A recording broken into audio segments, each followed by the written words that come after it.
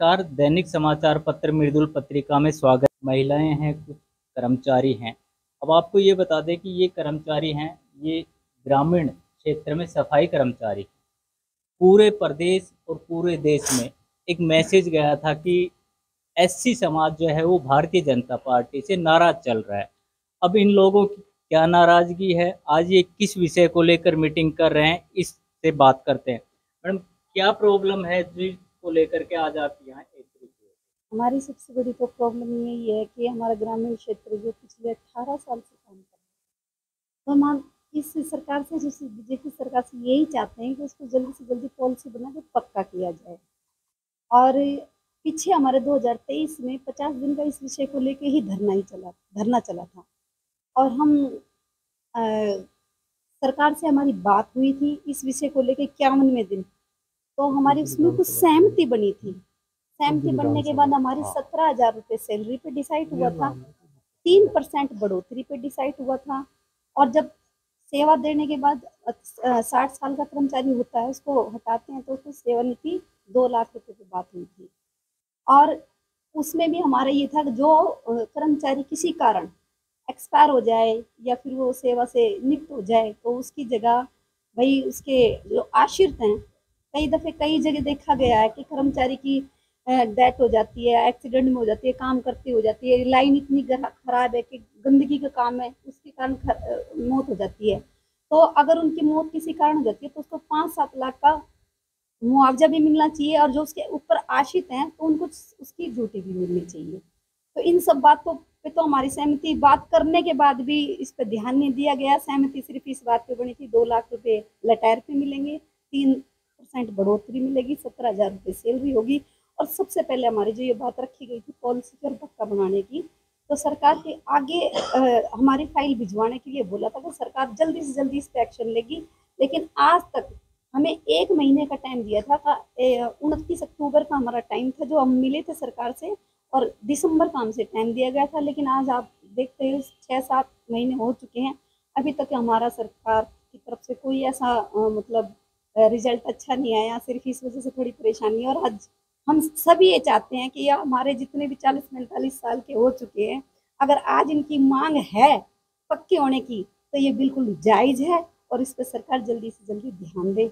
और हमारे बीच में जो हमारे प्रधान जी आए हुए हैं, ये हमारी आवाज़ को आगे तक पहुंचाएं, यही हमारा आश्वासन है। लखन सिंह जी, जिस प्रकार से इन लोगों ने 51 दिन तक यहाँ पटौदी में धरना दिया, प्रदेश का जो एससी समाज का अध्यक्ष आपकी पार्टी का, वो पटौदी में रहते हुए भी इन लोगों से नहीं मिला, और फिर आप कहते हो कि एससी समाज हमारे से नाराज चल रहा है।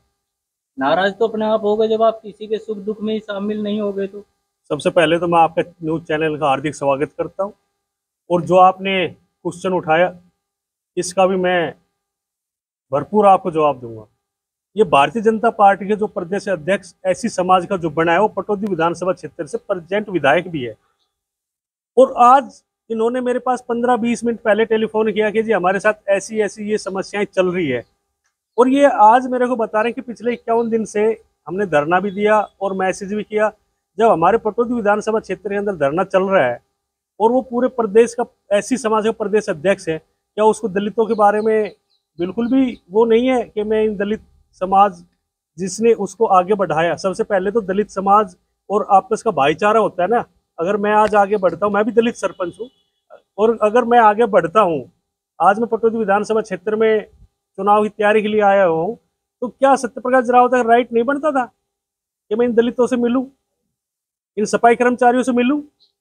और दलित समाज के अंदर पूरे हरियाणा प्रदेश के अंदर जो मायूसी छाई हुई है, ये प्रदेश अध्यक्ष की वजह से छाई हुई है। अगर हमारा दलित समाज का प्रदेश अध्यक्ष अच्छा हो तो इन दलितों को दोबारा से भारतीय जनता पार्टी में जोड़ने का काम होगा। नहीं, जिस प्रकार से अगर हम 2019 के चुनाव देखें तो उस समय में तो इन्होंने बहुत सारा आप लोगों को सहयोग दिया, अच्छी मार्जिन से सीटें भी दी। लेकिन उसके बाद अचानक से ऐसा क्या हुआ कि जो है समाज एकदम कट ऑफ हो गया? देखिए 2019 में उस टाइम राज्यसभा सांसद हमारे पूर्व मंत्री श्री कृष्ण लाल पवार जी प्रदेश अध्यक्ष थे एससी मोर्चा के। तो एससी के प्रदेश अध्यक्ष राजकुमार वो कृष्णलाल पवार जी, उन्होंने पूरे प्रदेश के अंदर ऐसी समाज को जोड़ के रखा और ऐसी सामाजिक टीम बहुत सक्रिय थी।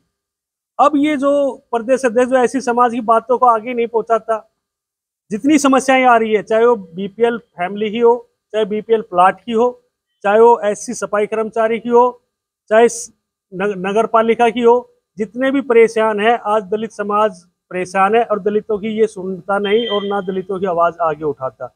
मैं माननीय मुख्यमंत्री श्री नायब सैनी जी से प्रार्थना करता हूँ, दलित समाज की तरफ से हाथ जोड़ के प्रार्थना करता हूँ, भारतीय जनता पार्टी अभी तुरंत अक्टूबर में विधानसभा के चुनाव होने हैं और जो मैसेज लोकसभा में गया दलितों का, कहीं ये मैसेज दोबारा गलत ना हो जाए, इसलिए मैं माननीय मुख्यमंत्री हरियाणा से प्रार्थना करता हूँ, शीर्ष नेतृत्व तो भारतीय जनता पार्टी के नेताओं से हाथ जोड़ के प्रार्थना करता हूँ, दलित समाज की बात को सुने और दलित समाज की बात को तुरंत प्रभाव से जो भी इनकी शिकायतें हैं उसको निपटाया जाए, ताकि भारतीय जनता पार्टी का दोबारा से इन दलितों का भारतीय जनता पार्टी तरफ रुख हो और भारतीय जनता पार्टी की तीसरी बार हरियाणा प्रदेश में सरकार बने, नायब सैनी जी मुख्यमंत्री बने तीसरी बार।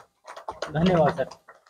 जिस प्रकार से इन्होंने बताया, और हालांकि अभी हमने देखा भी कि एक कर्मचारी पिछले 5 महीनों से सैलरी को लेकर के परेशान था कि सरपंच जो है वो लिख कर नहीं दे रहा बीडीओ ऑफिस में, लेकिन जैसे ही अभी इन्होंने कहा है तो उन्होंने कहा जी कल मैं आपको लेटर लिख के और बीडीओ ऑफिस में भिजवा दूंगा। तो इस तरह से अगर काम होते रहे तो ना दलित समाज भारतीय जनता पार्टी से नाराज होगा, न व्यक्तिगत आदमी कोई नाराज होगा, क्योंकि आज के समय में व्यक्तिगत आदमी को अपना काम चाहिए और वो काम अगर करता है तो वो आदमी सदा उसके लिए एहसानमंद रहेगा।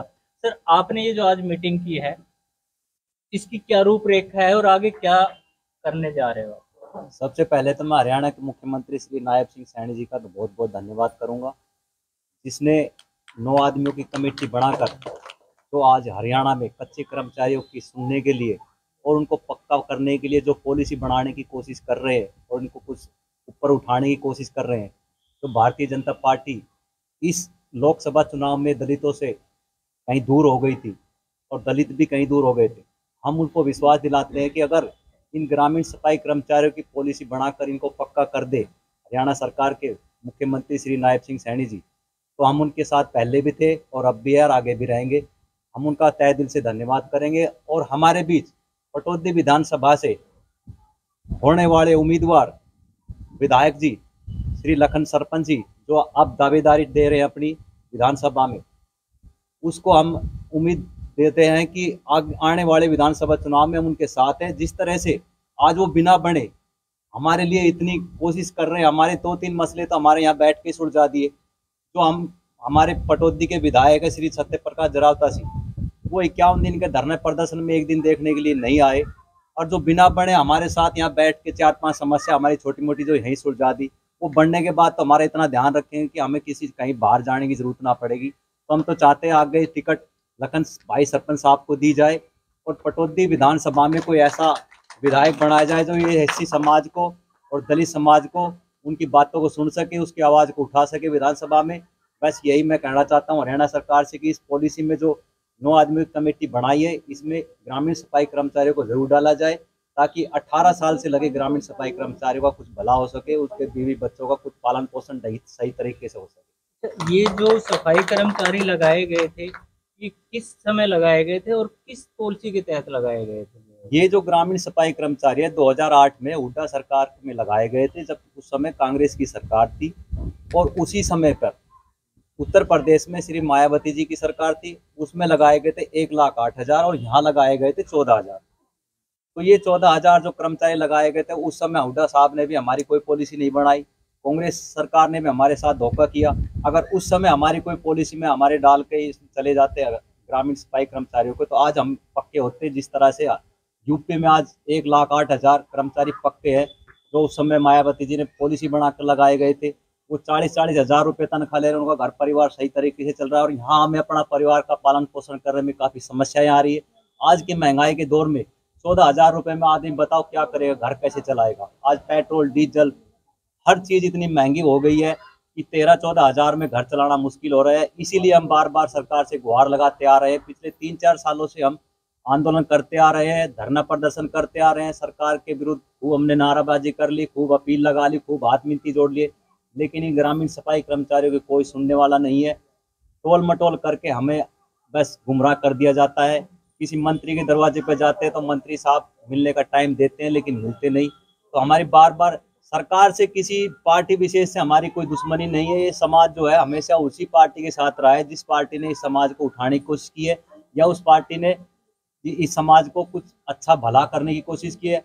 जिस तरह से हमारे बीच आज लखन सरपंच साहब जी आए हैं, जिस तरह से आज वो इस समाज को एक साथ जोड़ के चल रहे हैं और एक साथ उठाने की कोशिश कर रहे हैं ऊपर, तो हम चाहते हैं कोई ऐसा मंत्री, एमएलए, विधायक बने जो इस समाज को एक साथ जोड़ के रखे और सबकी एक साथ सुने, उसमें गरीब और अमीर का फर्क ना करके सबकी एक समान आवाज़ उठाए और विधानसभा में हमारी पॉलिसी के लिए जी तोड़ मेहनत करके हमारी कोई पॉलिसी बनवाए। धन्यवाद जी। जिस प्रकार से दलित समाज ने बताया कि अगर जो भी हमारी समस्याओं का समाधान करेगा हम उनके साथ रहेंगे, ऐसा नहीं है कि हम किसी सरकार से या किसी पार्टी विशेष से हमारा लगाव, क्योंकि ये एक ह्यूमन नेचर है कि जो व्यक्ति किसी का अच्छा करता है तो वो हमेशा उसका एहसानमंद भी रहता है।